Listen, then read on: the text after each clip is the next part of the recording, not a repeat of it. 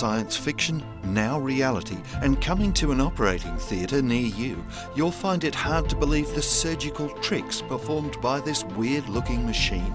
But first, meet one very happy patient, Mark Jenkins, after his op was over. So ecstatic.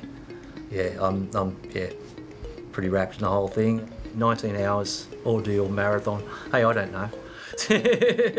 Mark was of course asleep while his surgeon, Dr. Scott Leslie of the new Chris O'Brien Lifehouse Cancer Hospital, worked away inside his body.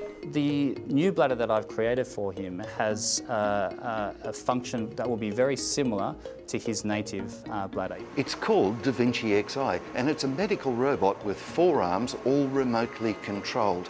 At over $4 million, that sounds like a big spend, but it's what this machine can do that makes it worth every cent. It can go into tiny cavities in the body with great precision, where human hands simply can't compete. And that has given our surgeons a wonderful opportunity to provide cutting-edge technology, so they're able to get out of hospital quicker, they have minimal pain afterwards, and they're able to return to their normal activity levels in a very short period of time. Now, Mark is a truckie and a family man. His cancer of the bladder demanded the trickiest of ops to separate the old bladder from the tangle of nerves and blood vessels and the prostate gland and remove it. Then to make him a new one called a neo-bladder. The Da Vinci's genius is that it can do all the surgery, even making that new bladder inside him, just using the 4 tiny keyholes in his abdomen that the robotic arms go into. Oh, it's new age. It's great, and it's great that Australia has, I don't know, the upper leg on it. All right, that looks great. I love all these tiny incisions which we can do with the robot. Here's how it's done. The top 2 robot arms cut off a couple of feet of his bowel and reconnect the ends. There's a full theatre team on hand, but the surgeon is sitting metres away at a special console, operating those arms, looking at it all via 3D cameras. His hand movements then manoeuvre the arms to pass the piece removed to the bottom 2 robot arms for the next stage. And then reshaping or reconfiguring it into a sphere or reservoir, which then becomes Mark's new bladder. That then has to be attached to the kidneys from above and the urethra from below.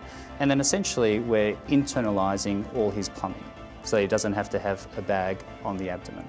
Makes it sound simple, but Dr. Leslie trained for 2 years in the US to master these robotic controls. Da Vinci's designers are so proud of the precision of their robot, they demonstrate how it can sew the skin back onto a grape perfectly. Now try and do that at home. And there's all little arms that come out and poke you and stitch you and whatever else. Mark is one of the very first to go under the robot's scalpel at the Chris O'Brien Lifehouse Cancer Hospital. And it's the first in the Southern Hemisphere to get this new version of Da Vinci, which will probably be working flat chat from now on, as the queues for bladder, prostate and kidney surgery are long. But in years to come, these arms will be popping up everywhere, working their magic. And it's amazing. All keyhole, all robotics, and 10 days after, I'm pretty chipper. They must be pretty clever arms. Yeah. Whoever the designer, I really owe them a beer.